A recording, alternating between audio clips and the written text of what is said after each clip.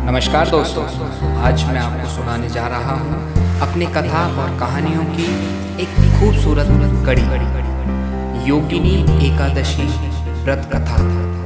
सबसे पहले आप सभी का हमारे YouTube चैनल कथा और कहानियाँ पर स्वागत है। आप में से जिन लोगों ने भी हमारे चैनल कथा एंड कहानियाँ को सब्सक्राइब नहीं किया है, वे सब सब्सक्राइब करें और साथ में बेल आइकॉन भी दबा लें ताकि आपको हमारी सारी वीडियो तुरंत ही मिल सकें और साथ ही वीडियो को लाइक और शेयर भी करें। सभी को जय श्री राम और जय श्री कृष्ण। धर्मराज युधिष्ठिर कहने लगे, महाराज, मैंने ज्येष्ठ शुक्ला एकादशी के व्रत का महात्म सुन लिया। अब कृपा करके आषाढ़ कृष्ण एकादशी की व्रत का वर्णन कीजिए। हे प्रभु, इस एकादशी का क्या नाम है तथा क्या इसका महात्म है, ये सब आप कृपा करके वर्णन कीजिए। श्री कृष्ण कहने लगे, हे राजन, आषाढ़ कृष्णा एकादशी का नाम ही योगिनी एकादशी है। इसके व्रत से समस्त पाप नष्ट हो जाते हैं। यह इस लोक में भोग और परलोक में मुक्ति देने वाली एकादशी व्रत है। ये तीनों लोकों में प्रसिद्ध है। मैं तुमसे पुराणों में वर्णन की हुई कथा कहता हूँ, जिसे तुम ध्यानपूर्वक सुनो। स्वर्ग धाम की अलकापुरी नामक नगरी में कुबेर नाम का एक राजा रहता था। वे राजा शिव भक्त था और प्रतिदिन शिव जी की पूजा किया करता था। उसके यहाँ एक हेम नाम का एक माली था, जो उसकी पूजा के लिए रोज फूल लेकर आया करता था। उस हेम माली की विशालाक्षी नाम की एक अत्यंत सुंदर स्त्री थी। एक दिन वह मानसरोवर से पुष्प तो ले आया, परंतु कामासक्त होने के कारण वह अपनी स्त्री से हास्य विनोद तथा रमण करने लगा। इधर माली दोपहर तक पुष्प लेकर राजा के पास नहीं पहुंचा। उधर राजा को बड़ी चिंता होने लगी, क्योंकि राजा की पूजा नहीं हो पा रही थी। उधर राजा फिर भी उसकी राह देखता रहा। अंत में राजा ने अपने सेवकों को आज्ञा दी कि तुम लोग जाओ और हेम माली के न आने का कारण पता लगा, क्योंकि वह अभी तक पुष्प लेकर नहीं आया है। सेवकों ने कहा कि महाराज, वह पापी अति कामी है, अपनी स्त्री के साथ हास्य विनोद तथा रमण कर रहा होगा। ये सुनकर कुबेर ने क्रोधित होकर उसे बुलाया। अब हेम माली राजा के भय से कांपता हुआ उपस्थित हुआ। राजा कुबेर क्रोध के मारे उसके होंठ कांप रहे थे। कहने लगे, अरे पापी, नीच कामी, तूने मेरे परम पूजनीय ईश्वरों के भी ईश्वर श्री शिव जी महाराज का अनादर किया है।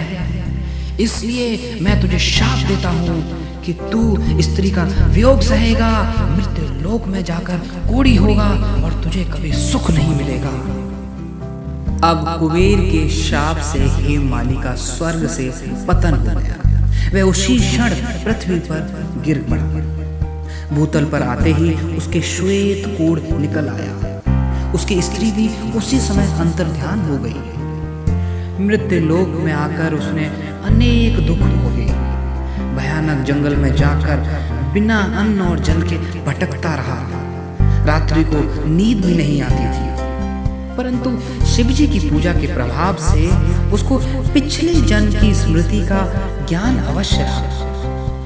घूमते घूमते एक दिन वह मार्कंडेय ऋषि के आश्रम में पहुंच गया, जो ब्रह्मा से भी अधिक वृद्ध थे, जिनका आश्रम ब्रह्मा की सभा के समान लगता था।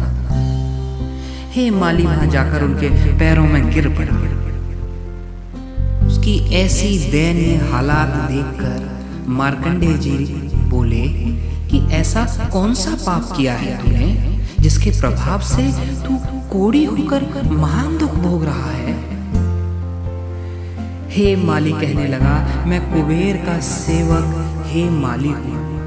मैं राजा की पूजा के लिए नित्य प्रति पुष्प लाया करता था। एक दिन मुझे अपनी स्त्री के साथ विहार करते देर हो गई और दोपहर तक पुष्प लेकर नहीं पहुंच सका।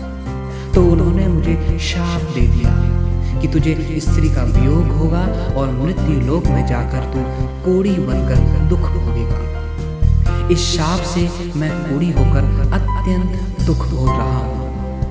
अतः आप कोई ऐसा उपाय बताइए जिससे ये मेरा दुख दूर हो जाए।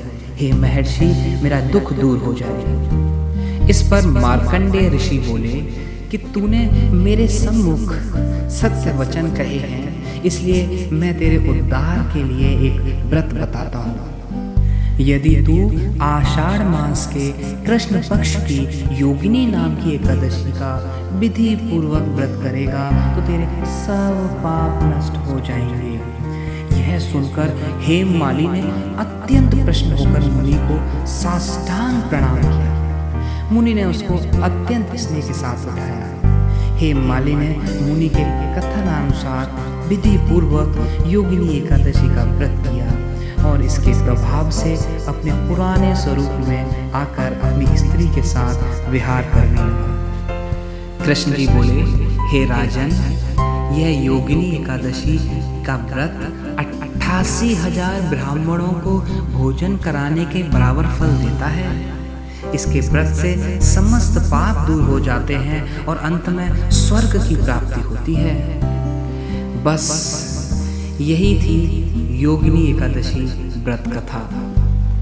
दोस्तों, मुझे उम्मीद है कि आपको ये कथा अच्छी लगी होगी, इसलिए आप इसे लाइक करें, शेयर करें और हमारे चैनल को सब्सक्राइब भी कर लें ताकि आगे आने वाली कथाएं आपको जल्द से जल्द मिल पाएं।